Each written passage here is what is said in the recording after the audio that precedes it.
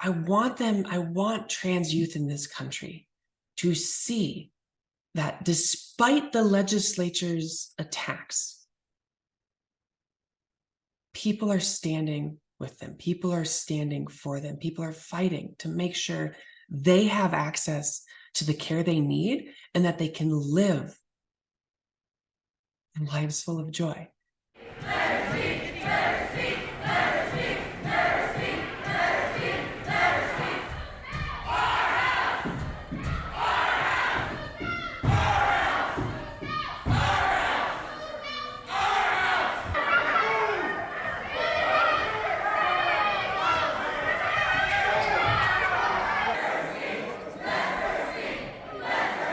Last week, I spoke on the governor's amendments to Senate Bill 99, which banned gender-affirming care.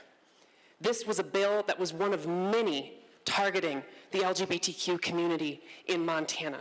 And I rose up in defense of my community that day, speaking to harms that these bills bring and that I have firsthand experience knowing about.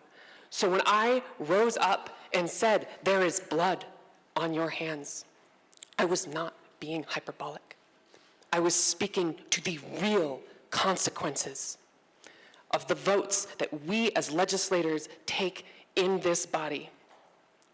And when the speaker asks me to apologize, what he is, on behalf of decorum, what he is really asking me to do is be silent when my community is facing bills that get us killed. Let her speak! Let her speak! Let her speak! Let her speak! Let her speak! I took this battle to court because my constituents deserve representation. When the speaker refused to recognize me, he took away not only my right as a legislator to partake in speech and debate on the floor, but in doing so, he took away the voice of the people who elected me. And that is an attack on the very first principles of our country. I think what we're seeing is as the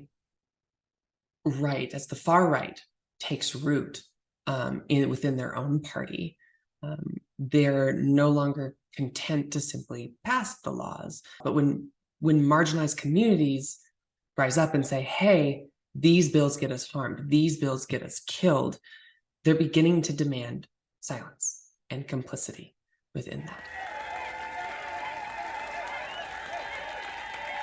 When marginalized communities are standing up and saying, these bills, these policies get us killed, get people in my community killed, that the far right is saying, yeah, we have a supermajority, we could pass this legislation, but that's not enough. What we're seeing is that in order to reach their ideological goals, they will throw away the very first principles of our country. They will throw away democracy. This is public space. Can I not work in the public space? No, I need to. Minority leader, we already talked to minority leader, so it was okay if you're in the office. Okay, I would like to just clarify, because my understanding is I'm allowed here and speak to the minority leader. Again, the ruling is where I'm not allowed to be is out there. The public space, I'm in a public space, and I just want to clarify. For safety, I need you to help me. So, can you elaborate what you mean by safety? I'm concerned with everybody's safety. Yes. So this is a busy area that gets occupied by other folks. Can you back away from me? So you have people who don't understand what it means to be trans, who don't understand the need for this healthcare or the joy that comes when trans people get to live our lives. And those, while they are open to learning about that, learning is a process, and it takes people time to come to understand the nuances of a life and the care that I need.